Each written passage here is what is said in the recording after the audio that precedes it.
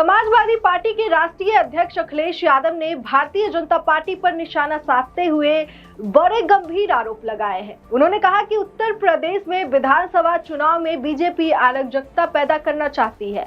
उन्होंने यूपी की कानून व्यवस्था पर भी सवाल उठाए और कहा कि आज दिन दहाड़े लोगों की हत्याएं हो रही है। बता दें कि अखिलेश यादव ने 11 जून को विभिन्न जिलों से आए पार्टी कार्यकर्ताओं से बात करते हुए बीजेपी पर जोरदार हमला बोला और कहा कि बीजेपी का चरित्र अलोकतांत्रिक है, इसका आचरण अधिनायकवादी है। बीजेपी भारतीय संविधान के लिए चुनौती बन गई है। ये उत्तर प्रदेश विधानसभा चुनाव में अराजकता पैदा करना चाहती है। सपा अध्यक्ष यही नहीं रुके, उन्होंने बीजेपी सरकार के हर विभाग में भ्रष्टाचार और घोटाला बताया और कहा कि हर कार्य में लूट है, कानून व्यवस्था ध्वस्त है, दिन दहाड़े हत्या और लूट की घटनाएं हो रही है।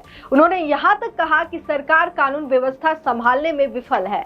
बीजेपी के नेता और कार्यकर्ता खुद अराजकता पर उतारू है, जिलों जिलों में सरकारी और गरीबों की जमीनों पर कब्जा कर रहे हैं।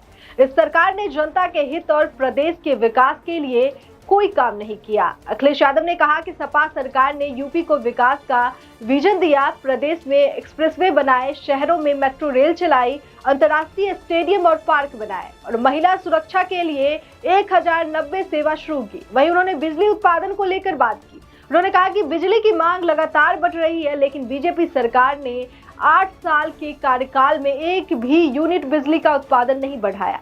बीजेपी नकारात्मक राजनीति करती है, विपक्षी नेताओं की छवि खराब करने के लिए अभियान चलाती है। पूर्व मुख्यमंत्री ने कहा कि निर्दोषों पर फर्जी मुकदमे लगातार प्रताड़ित और परेशान कराती है। प्रदेश के गौशालाओं में गायों की दुर्दशा है। उन्होंने बीजेपी पार्टी से सवाल किए और पूछा कि सरकार बताए कि गौशालाओं में गायों की संख्या कितनी है। सरकार बताए कि उसने गौशालाओं को कितना बजट दिया। फिलहाल इस बयान के बाद बीजेपी पार्टी की तरफ से कोई पलटवार सामने नहीं आया है।